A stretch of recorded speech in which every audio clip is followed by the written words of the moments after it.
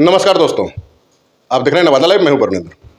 क्या इस मिशन 2024 जो चल रहा है, यानी कि पार्लियामेंट 2024 का इलेक्शन, जिसकी तैयारियां कहीं न कहीं हर पार्टियां कर रही है और गठबंधन कर रहा है, पूरे देश स्तर पे कहीं न कहीं एक माहौल बनता जा रहा है पार्लियामेंट चुनाव का। तो नवादा में क्या होने जा रहा है 2024 में, आज हम चर्चा इस वीडियो में इसी पे करेंगे।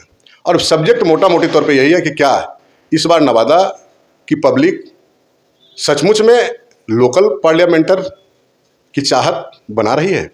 ऐसा हम इसलिए कह रहे हैं कि कहीं न कहीं यह सवाल पिछले तो 2-3 चुनाव से चल रहा था, लेकिन इस बार कहीं न कहीं आम रूप से आम पब्लिक के बीच से ये बात भी आनी शुरू हो गई है। एक छोटा सा वाकया सुनाते हैं। पिछले दिनों भारतीय जनता पार्टी का एक कैंपेनिंग चल रहा था, या अभी भी चल रहा है पूरे देश स्तर पे, जिसमें है कि 9 साल बेमिसाल।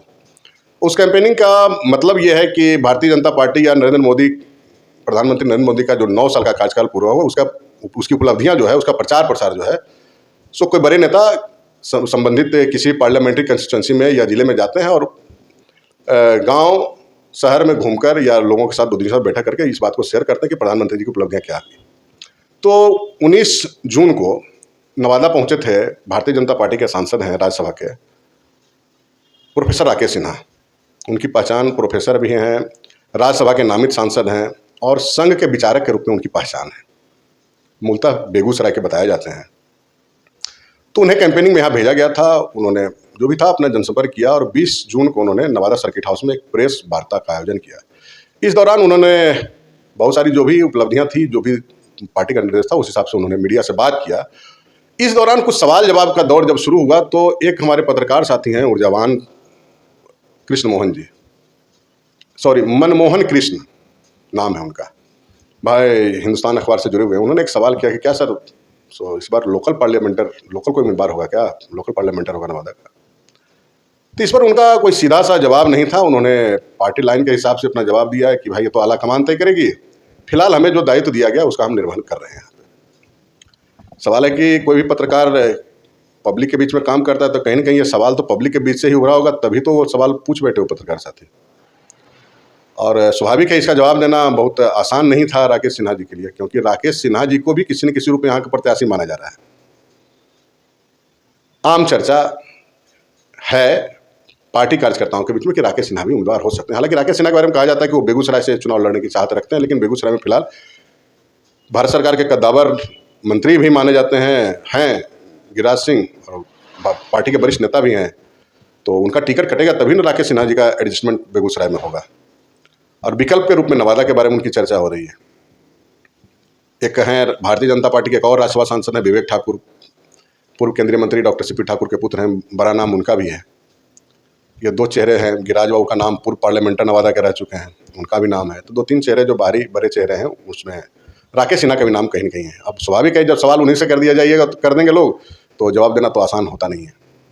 लेकिन सवाल ये बड़ा बन रहा है कि क्या सचमुच में नवादा की पब्लिक चाहती है कि लोकल ही पार्लियामेंटर हो यहाँ का? अगर कहीं न कहीं पत्रकार साथी ये सवाल को कर रहे हैं तो कहीं न कहीं जनदबाव है या जनता के बीच से ही बात आ रही है। और एक इतिहास लंबा रहा है कि नवादा के पार्लियामेंटर बाहरी ही रहे हैं। और हमें जो जानकारी है कि 1991 में जो बाई इलेक्शन हुआ था, उस दौर में प्रेमचंद राम CPM के प्रत्याशी जीते थे, सिरदला नवादा के रहने वाले थे। उसके बाद से चुनाव दर चुनाव कई चुनाव हुए, लेकिन नवादा से कोई लोकल पार्लियामेंटर नहीं हुआ। और भारतीय जनता पार्टी पे यह सवाल इसलिए ज़्यादा कहीं न कहीं उसको परेशान कर सकता है कि भारतीय जनता पार्टी के कई एक पार्लियामेंटर नवादा से हुए और उनकी एक परंपरागत सीट मानी जाती है। कामेश्वर पासवान जब रिजर्व सीट था तो हुए, संजय पासवान हुए रिजर्व सीट पे, उसके बाद जब सामान्य सीट हुआ तो डॉक्टर भोला सिंह हुए, फिर गिरिराज सिंह हुए, और पिछली दफ़ा 2019 में जो है टिकट दे दिया गया गठबंधन में लोजपा को, तो लोजपा ने अपना प्रत्याशी बनाया चंदन सिंह को, वो भी चुनाव जीत गए। तो भाजपा कहीं न कहीं इस मसले पर दबाव झेल रही है। और ये सिर्फ दबाव पब्लिक की तरफ से ही नहीं है, पत्रकार की तरफ से ही नहीं है, कार्यकर्ताओं के बीच में भी कहीं न कहीं, या उनके नेता जो हैं लोकल स्तर पर जो काम करते हैं, उनके बीच से भी ये सवाल कहीं न कहीं लोकल का इशू उठाया जा रहा है। तो क्या होता है, नहीं होता है? हालांकि ऐसा नहीं है, RJD ने राजवल्लभ जी को प्रत्याशी तो बनाया था, विभा देवी को प्रत्याशी बनाया था, लेकिन चुनाव में असफल हुए, नहीं जीत पाए लोकल कैंडिडेट रहते हुए भी।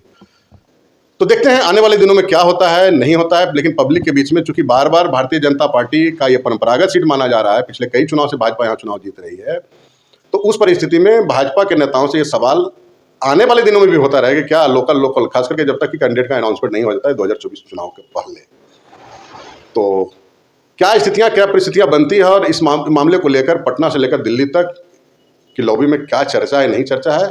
आने वाले दिनों में जो भी स्थिति बनेगी उस पर हम कुछ न कुछ प्रयास करेंगे इनपुट प्राप्त करने का।